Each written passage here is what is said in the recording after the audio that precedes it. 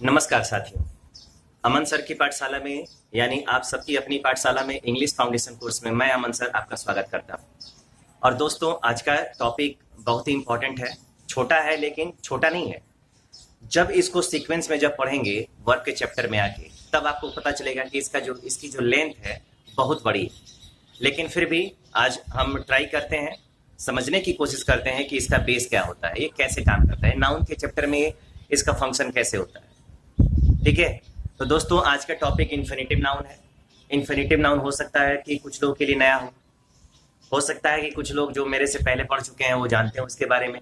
ठीक है, और जो लोग नए हैं वो आज समझने की कोशिश करें कि इन्फिनेटिव नाउन क्या होता है, इन्फिनेटिव नाउन का फंक्शन कैसे होता है। तो जितने लोगों ने अब तक वीडियो को लाइक नहीं किया तो लाइक करेंगे, सब्सक्राइब करेंगे। सब्सक्राइब लास्ट में करिएगा अगर आपको अच्छा लगे कि हाँ वीडियो अच्छी है, हमको इसको डेली पढ़ना चाहिए। तो मैं आपको बता दूं कि डेली 8 बजे लाइव होता हूं यूट्यूब पे। आप लोग सर्च करिए इंग्लिश फाउंडेशन कोर्स और आइए डेली पढ़ते हैं। चलिए, इन्फिनेटिव नाउन होता क्या है। तो सबसे पहले मैं बता दूं आपको कि इन्फिनेटिव नाउन कैसे फंक्शन करता है। तो इन्फिनेटिव नाउन का मतलब होता है दोस्तों, यहाँ पे होता है टू प्लस, यहाँ पे होता है वर्ब का first form, two plus verb का फर्स्ट फॉर्म। यदि किसी वर्ब के फर्स्ट फॉर्म में यदि हम टू लगा देते हैं तो वो जो बन जाता है वो बन जाता है इन्फिनेटिव नाउन। ठीक है, और इसका साउंड जैसे पिछली वीडियो में आप लोगों ने देखा होगा कि जो वर्बल नाउन था, पिछले वीडियो में आप लोगों ने देखा होगा कि जो वर्बल नाउन था उस वर्बल नाउन का जो साउंड था वो किस में आया था, वो आया था नाने नी में। ठीक उसी तरीके से इन्फिनेटिव नाउन का जब भी साउंड आएगा वो नाने नी में ही आएगा। ठीक है, और ये जो नाने नी होता है दोस्तों, इसको जो हिंदी आप लोग कहते हो, हिंदी में भी इसका कुछ नाम होता होगा। तो हिंदी में इसका नाम जो होता है उसको बोलते हैं वो क्रियार्थक संज्ञा। कौन सी संज्ञा बोलते हैं? इसको बोलते हैं क्रियार्थक संज्ञा। अब जरा एक छोटी सी चीज आपको यहाँ पे मैं समझाना चाहता हूँ। जैसे कल के नाउन में पढ़ाया गया, कल की क्लास में पढ़ाया गया, कल का टॉपिक वर्बल नाउन था। और वर्बल नाउन जो वर्ब का भी काम करता है और नाउन का भी काम करता है। वर्ब के रूप में काम करेगा तो उसका साउंड रहे में आएगा, लेकिन जब वो नाउन के रूप में काम करता था तब उसका साउंड नाने नी में आया था। ठीक उसी तरीके से यहाँ पे वर्ब के फर्स्ट फॉर्म में टू जुड़ा गया है, लेकिन कल की जो क्लास थी उसमें वर्ब के लास्ट में आईएनजी जुड़ा गया था। बस यही अंतर है कि वर्बल नाउन के वर्ब में आईएनजी रहता है और इन्फिनेटिव नाउन के पहले आप टू प्लस वर्ब का फर्स्ट फॉर्म अप्लाई करते हो। यही केवल अंतर है और कोई अंतर नहीं, यूज भी सेम तरीके से होता है। तो ये याद रखना कि इन्फिनेटिव नाउन जिसको आप हिंदी में बोलते हो क्रियार्थक संज्ञा, और उसका जो स्ट्रक्चर होता है, इन्फिनेटिव नाउन का स्ट्रक्चर कैसे होता है, तो टू प्लस वर्ब का फर्स्ट फॉर्म होता है जिसका साउंड किस में आता है, नाने नी में आता है। अब एक छोटा सा एग्जाम्पल मैं आपको समझाऊं। यहाँ पे अगर आपसे कोई पूछता है कि गो का मतलब क्या होता है, अगर आपसे कोई पूछे कि प्ले का मतलब क्या होता है, ठीक है, तो आप क्या बताओगे? अगर आपसे कोई पूछता है कि रीड का मतलब क्या होता है तो आप उसकी हिंदी क्या बताओगे, मीनिंग क्या बताओगे? ठीक है, कमेंट बॉक्स में जितने भी लोग लाइव हैं वो कमेंट करके जरूर बताएं कि गो को हिंदी में क्या बोलते हैं, मतलब गो का मतलब क्या होता है, प्ले का मतलब क्या होता है और रीड का मतलब क्या होता है।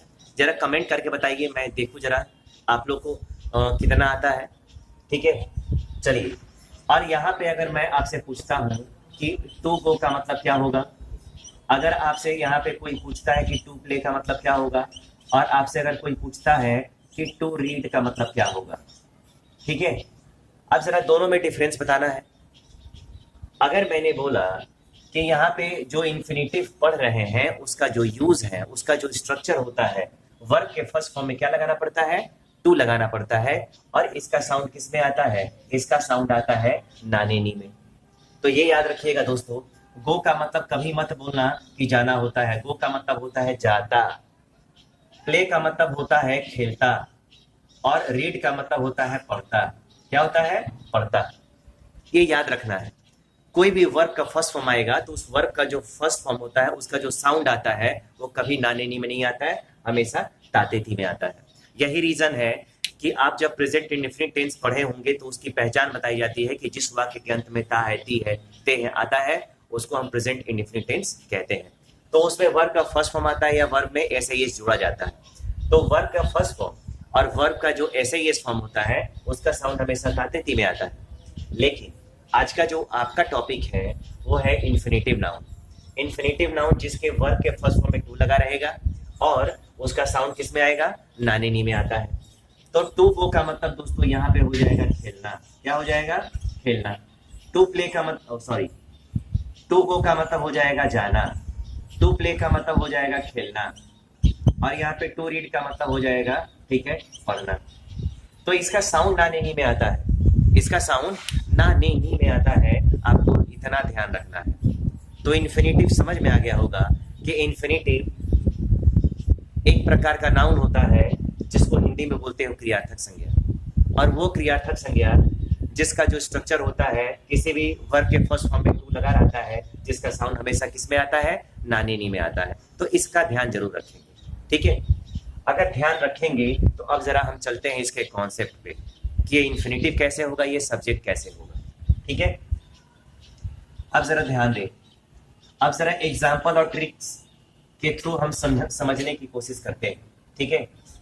जितने भी लोग बाद में जुड़ रहे हैं सबको मेरी ओर से गुड इवनिंग। आज संडे है, आराम से अपने टाइम को यूज करिए, थोड़ा सा पढ़ लीजिए, ठीक है।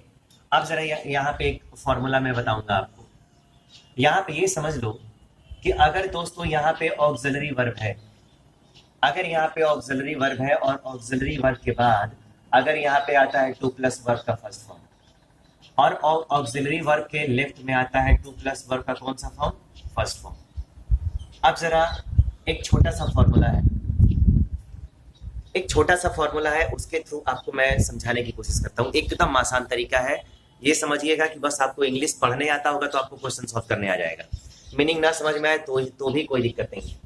अगर दोस्तों ये हेल्पिंग वर्ब है और हेल्पिंग वर्ब के अगर ये एलएचएस में आता है टू प्लस वर्ब का फर्स्ट फॉर्म तो क्या होगा, और ये अगर आरएचएस में आता है तो क्या होगा। तो एक चीज जान लीजिए, हेल्पिंग वर्ब के लेफ्ट में आएगा तो यह सब्जेक्ट होगा, क्या होगा, सब्जेक्ट। और हेल्पिंग वर्ब के राइट में आएगा तो वो दोस्तों हो जाएगा कॉम्प्लीमेंट। क्या होगा, वो कॉम्प्लीमेंट होगा। हेल्पिंग वर्ब के राइट में आया तो कॉम्प्लीमेंट, हेल्पिंग वर्ब के लेफ्ट में आया तो सब्जेक्ट, ठीक है। अब जरा क्वेश्चन एक एक करके मैं 3 क्वेश्चन आपको देता हूं। अगर यहाँ पे लिख दिया जाए कि उसके बाद आगे is to walk, he is to walk daily, he is to walk daily, sentence correct है, सेंटेंस करेक्ट है, ठीक है।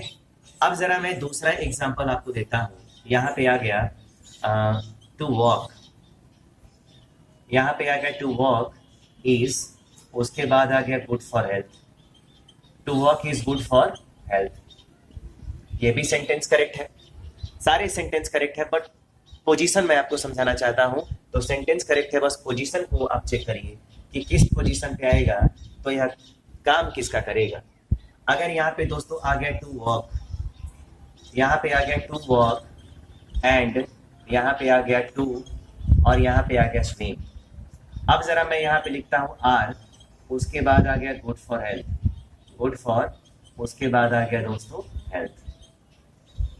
3 एग्जाम्पल मैंने आपको दिया दोस्तों, और इन तीनों एग्जाम्पल को एकदम कायदे से समझने की कोशिश करिए। जिस प्रकार आपको गणित में कोई डिजिट पढ़ाया जा रहा होगा तो उस समय आप लोग को स्थानीय मान पढ़ाया गया होगा। अगर कोई यूनिट की जगह पे रहता है, इकाई की जगह पे रहता है तो उसकी वैल्यू उतनी ही रहती है। लेकिन अगर दहाई की जगह पे चला जाता है, अगर सपोज करो कि इकाई की जगह पे अगर 7 है तो उसकी यूनिट जो उसकी वैल्यू हो गई वो 7 हो गई। लेकिन अगर दहाई की जगह पे हो तो 7 नहीं बल्कि वो 70 हो गया। अगर 100 की जगह पे है तो उसका 700 हो गया, ठीक है। ठीक उसी तरीके से आपको पोजीशन देखनी है। इन तीनों क्वेश्चन में, इन तीनों ही एग्जाम्पल में कौन सा शब्द, कौन सा वर्ड कॉमन आया हुआ है तीनों क्वेश्चन में, जरा उसको आप लोग समझने की कोशिश करें और फाइंड आउट करिए।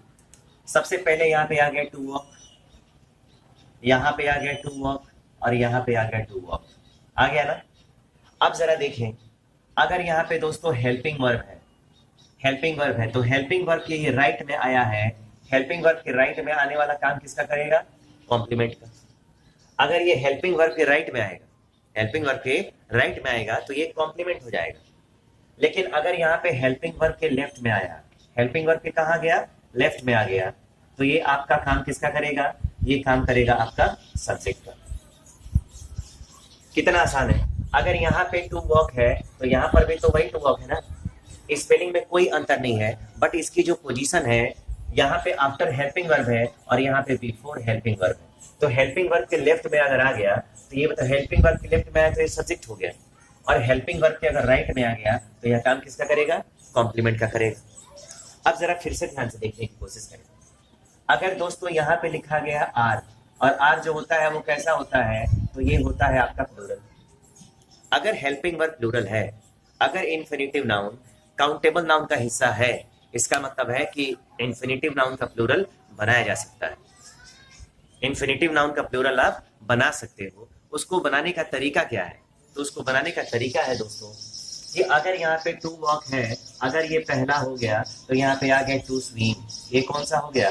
दूसरा हो गया ना। तो जब एंड से दो इन्फिनिटिव को आपस में आप जोड़ोगे, इन्फिनिटिव को, जब दो इन्फिनिटिव को आप आपस में अगर जोड़ोगे तो वो इन्फिनिटिव अब सिंगुलर फॉर्म में नहीं बल्कि किस फॉर्म में आएगा? वो प्लूरल फॉर्म में आएगा। किस फॉर्म में आएगा? प्लूरल फॉर्म में आएगा। अब कैसे? सिंगुलर कैसे होगा, प्लूरल कैसे होगा? इसके कॉन्सेप्ट को समझते हैं। अगर यहाँ पे इन्फिनिटिव एक था, अगर यहाँ पे एक था तो यहाँ पे सिंगुलर हो गया, लेकिन अगर इन्फिनिटिव की संख्या कितनी हो गई? इन्फिनिटिव की जो संख्या है अब दो हो गई, तो यहाँ पे अब क्या लगाना पड़ेगा? आपको अब प्लूरल लगाना पड़ेगा, वो सिंगुलर फॉर्म में नहीं होगा। और हेल्पिंग वर्ब है, हेल्पिंग वर्ब के लेफ्ट में आया है तो काम किसका करेगा? वो सब्जेक्ट का करेगा। किसका काम करेगा? सब्जेक्ट का काम करेगा। ठीक है, तो दोस्तों याद रखिए, इन्फिनिटिव नाउन जिसको आप लोग हिंदी में बोलते हैं क्रियार्थक संज्ञा, और ऐसी क्रियार्थक संज्ञा जो सेंटेंस के सब्जेक्ट के रूप में भी काम कर सकती है, सेंटेंस के कॉम्प्लीमेंट के भी रूप में काम कर सकती है। तो कॉम्प्लीमेंट कब होगा? जब आफ्टर हेल्पिंग वर्ब आएगा। सब्जेक्ट कब होगा? जब बिफोर हेल्पिंग वर्ब आएगा।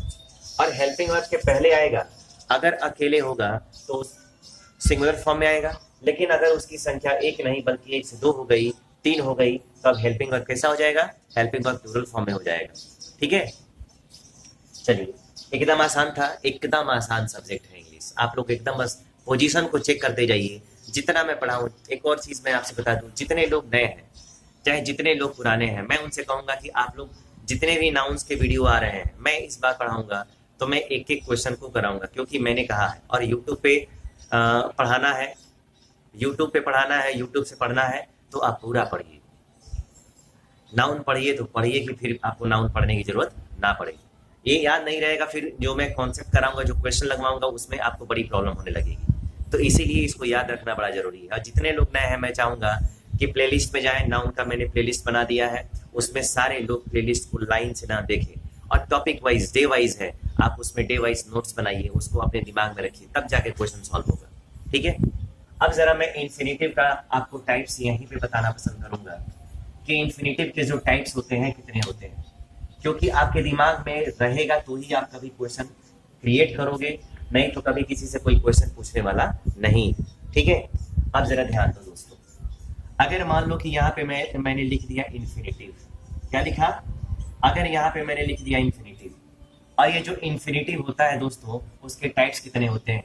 तो आप सोचेंगे कि इन्फिनिटिव के हो सकता है टाइप्स होते होंगे, हमें क्या मालूम है। ठीक है, और हमको क्या पढ़ी है? तो दोस्तों पढ़ना तो पड़ेगा। जो इन्फिनिटिव के टाइप्स होते हैं दोस्तों, वो कितने टाइप्स के होते हैं? There are 5 types of infinitives. Infinitive के 5 टाइप्स होते हैं। कौन कौन से होते हैं मैं आपको बताता हूँ।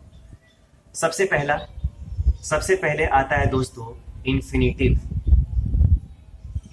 With to, infinitive with to आएगा। दूसरा आएगा जिसको आप बोलते हो इन्फिनिटिव, इसको बोलते हो दोस्तों विदाउट, इन्फिनिटिव विदाउट टू बोलते हो। इसी का एक और नाम है जिसको आप लोग बोलते हो बेयर इन्फिनिटिव। क्या बोलते हो? इसको बोलते हो बेयर इन्फिनिटिव। तीसरा, जनरली आप जहां पे जाएंगे, जिससे भी पढ़े होंगे, ठीक है, चाहे आप लोगों ने इन्फिनिटिव के बारे में जितना भी पढ़ा होगा, मैं आपको बता दूं कि इन्फिनिटिव केवल 2 ही प्रकार का आपको पता होगा कि एक इन्फिनिटिव विद टू होता है और दूसरा इन्फिनिटिव विदाउट टू होता है। लेकिन अब आज के बाद आप लोग नहीं समझेंगे। यहाँ पे तीसरा जो होता है उसको बोलते हैं स्प्लिट इन्फिनिटिव। कौन सा इन्फिनिटिव बोलते हैं दोस्तों? Split infinitive. जो चौथा होता है उसको बोलते हैं कॉन्टिन्यूअस। क्या बोलते हैं दोस्तों? इसको बोलते हैं कॉन्टिन्यूअस इंफिनिटिव। और जो पांचवा और सबसे लास्ट होता है उसको आप लोग बोलते हो परफेक्ट इंफिनिटिव। तो दोस्तों इसका नंबर आप याद रखेंगे तो आगे चल के आपको बड़ी ही आसानी रहेगी और मुझे आप सबको पढ़ाने में बहुत ही मजा आएगा। और मेरे साथ साथ आप जितने लोग हैं आप सबको पढ़ने में क्या आएगा, उतना ही मजा आएगा। तो ये जो इन्फिनिटिव नाउन होता है इसका कॉन्सेप्ट मैंने आपको समझाया। उम्मीद है दोस्तों आज का ये जो टॉपिक है वो आपको अच्छे से समझ में आया होगा कि इन्फिनिटिव सिंगुलर कैसे होता है, इन्फिनिटिव प्लूरल कैसे होता है, इन्फिनिटिव सब्जेक्ट कब होता है, इन्फिनिटिव कॉम्प्लीमेंट कब होता है। ठीक है, एक कॉन्सेप्ट और मैं बताना चाहूंगा। हो सकता है पढ़ाना तो सब कुछ है, जब इससे पढ़ाऊंगा तो सारा चीज आएगा, जब इसमें मैं पढ़ाऊंगा तो सारी चीजें निकल के आएंगी। इन्फिनिटिव नाउन मैंने पढ़ा दिया, जब इन्फिनिटिव के इस पूरे कॉन्सेप्ट को मैं पढ़ाऊंगा तो आपको सारी चीजें समझ में तो आएंगी।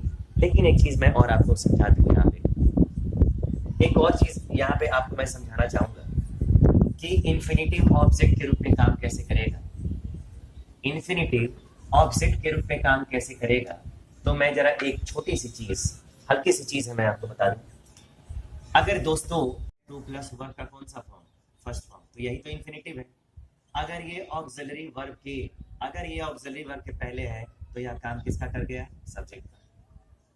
अगर दोस्तों दूसरा फॉर्मूला मैं बनाऊं कि यहाँ पे है टू प्लस, यहाँ पे है वर्ब का कौन सा फॉर्म, फर्स्ट फॉर्म, और अगर यहाँ पे आ गया वर्ब, क्या आ गया, वर्ब, तो वर्ब के लेफ्ट में आएगा तो भी सब्जेक्ट होगा और ऑक्सिलरी वर्ब के लेफ्ट में आएगा तो भी सब्जेक्ट होगा। ठीक है, अब जरा ध्यान दो, अगर यहाँ पे हेल्पिंग वर्ब के दोस्तों राइट में आएगा तो ये आपका काम करेगा कॉम्प्लीमेंट का। अभी मैंने एग्जांपल के थ्रू आपको समझा दिया, ये कॉम्प्लीमेंट हो गया। लेकिन जब वर्ब के बाद आएगा ना, जब यहाँ पे वर्ब के बाद अगर आपको यह काम करेगा ऑब्जेक्ट का।